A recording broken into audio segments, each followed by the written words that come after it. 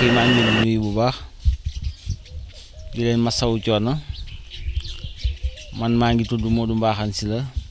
dëkk fii ci Bopp Sylla di doomu sëñ Abdou Sylla chef du village bi di rakk ci monsieur le maire. waaw li fi xew mooy démb si guddi ay saay-saay dañ ñoo jekku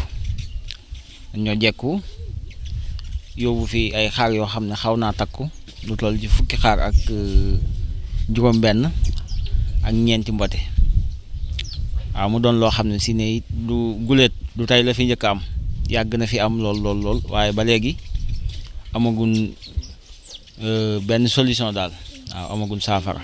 waaw mbir mi ni mu demee mooy ñun sax faruñ di teel a nelaw guddi ndax yu demee noonu xam naa fekkuñu woon sax tëddagun waaye gaaw na gaawaay boo xam ne daal neexut a takk mel na ne dañuy indaale seeni matuwaay ndax dañuy opérer suñu opérer ba pare bu ñuy ñëw dañuy indaale matuwaay yi nga xam ne si ne bu dee daj yi ñuy dajjee bu dee peela yi ñuy gase bu dee yeneen ay maanaam yi nga xam ne moom la ñuy utiliser ngir mën a yóbbu li nga xam ne bëgg nañ koo yóbbu moom daal xam naa xaw naa yéeme lool. jàppuñu leen. déedéet ba léegi jàppagul leen. waaw ba léegi jàppagul leen li ci xew daal mooy xëy na dinañ am ay preuve yenn saa yoo xam ne si ne danañ ci mën a war nañ cee mën a sukkandiku ngir jàpp leen ndax nit fu mu sàccee boo fa bàyyee carte d'identité feeñ na nit fu mu sàccee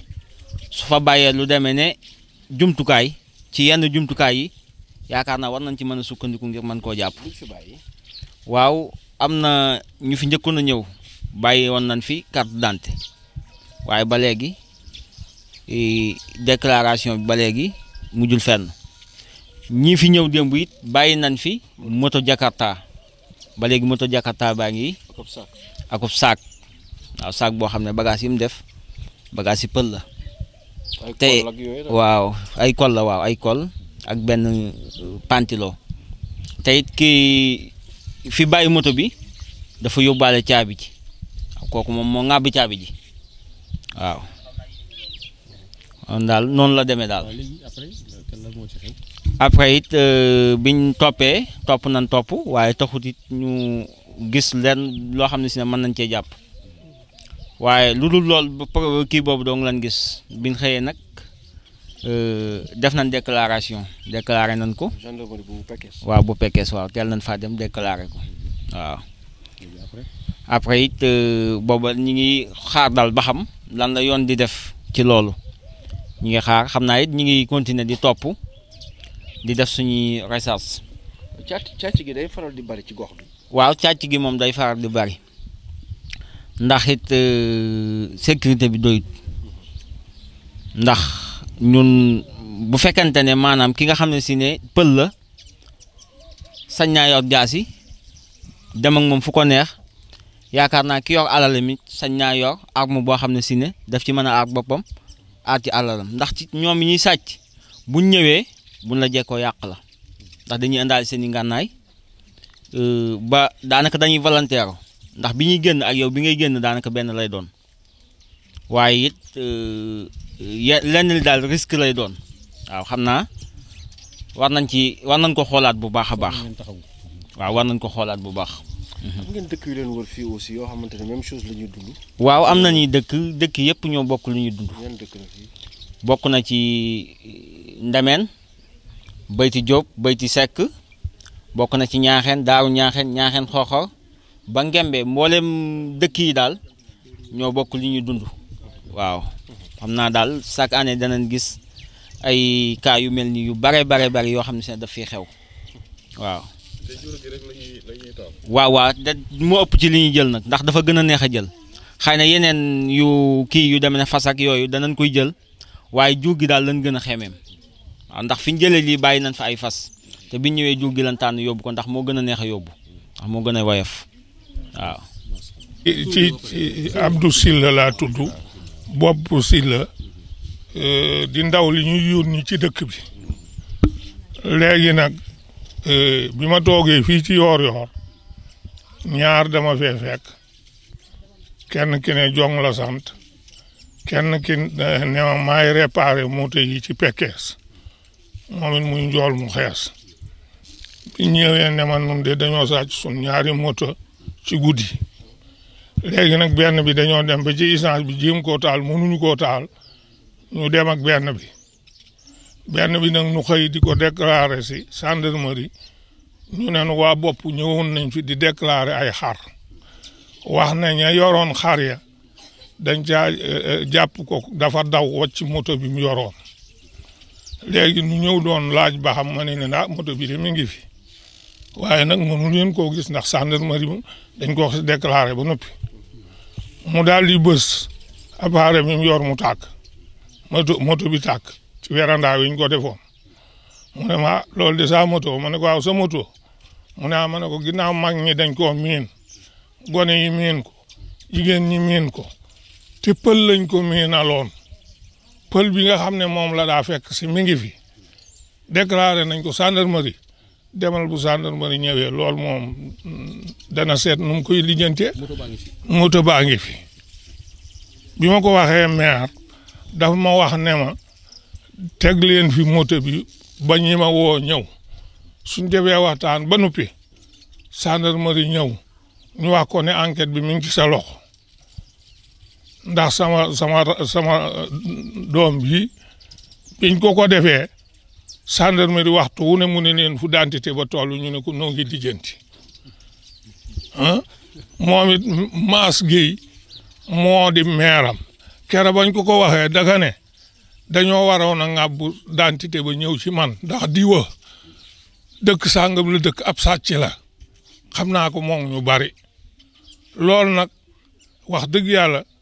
gendarmerie it xaw na ci yaa def càggante man mi ngay waxal chef gendarmerie bi déplacé woote na fi réunion ne nan wax ci mbiri sàcc yi ma ne ko man de dama xaw a yàkkamti dafa am lu ñu may yónni ma bëggoon ngeen may ma rek ma dawal sama kàddu ñu ne ma bismillah ma ne ko chef lu tax buñ jàppee sàcc indi suba du fa fanaan su dee suba du fa yendu su dee ngoon du fa fanaan mu ne ma chef kat moo xam ki muy jàpp ak ki muy bàyyi ma ne ko mu ne waaw ma ne ko kon nag may ma sànni kàddu ku amul yett yii jërëtul nga yoru jur ndaw lu fooyee boppam ba màggat toxkatub cigarette bu màggat jaamukatub yàlla ki fooyee boppam ba màggat wonk lay fanaane bu bët set du nelaw sàcc kër gu nelawut du fa fab toxkat bi saqat lay fanaane ba bët set te kër gu mu koy déggee du fa sàcc jaamukatu yàlla bi jàng ak julli lay fanaane ba bët set kër gu ñu dut kër gu ñu ko dégg duñ fa fab man nag dencoon naa ci sama kër gàllaaj goog fukki at a ngi nii ma denc ko waaye dama ko doon saama def ci sama gétt waaye sa wax ji yi dana tax su ma yeggee def ka ca ku ma sàcc du ma la topp soo ko delloo si wut faatu waaw ñii daal la wax ji demee ñoom daal ñu la ko waxee rek la demee seeni jumtukaay lañ yor ba ñu laa rey yóbbu sa alal bii nag mooy seen juróomi yoon yéeg nañ yeenti yoon cëppeelu ci biir mënuñu fee fab ñu dem bi ko yeenteel nag dama yéesalu laa fa doon def ndax dama fekk ma wéradi kere lañ ma yóbbu Dakar ci guddi léegi ñu ñëw yéeg cëppeelu xam naa tojal la fa neen dem barki démb nag ñu delsi door ko fa waaw nii daal la affaire bi dem jërë ngeen Sylla laa tudd dëkk fii ci bopp Sylla maa ngi leen di nuyu yéen ñëpp ci seen tur ak seen sant te di leen gërëm ci doxalin wi ngeen doxal ndax bëgg réew mi jëm kanam rek ndax réew mi bu jëmee kanam ñun ñëpp la jëmal kanam càcc gi xaj na dañ ko moom waaye ñun ñëpp noo ko bokk ndax réew mi bu ndee ba yorutul gàtt ñun ñëpp noo ko yëkk te ci daanaka nag ci foofu lañ jëm man de samay kàddu du ci mën a gudd man de wax dëgg yàlla sàcc yi moom tongal nañ ma lool ndax 2009 ñëw nañ fi yóbbu sama fukki xar ak ñaar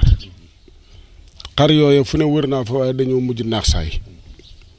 boobaak léegi it xar yi fi desan ci geneen gétt gi ci des muy ñu ma fu ma yegg sama naag maanaam da bay boo mën a la ñetti weer yu ne wala ñaari weer dinañ ñëw saa biir kër ba ren jii bi ñu jubee màggal gi lu toll ci semaine ñëw nañ ci saa biir kër ñëw nañ ci saa biir kër ñett ñi nga xam ne daanaka ñoo toj réew mi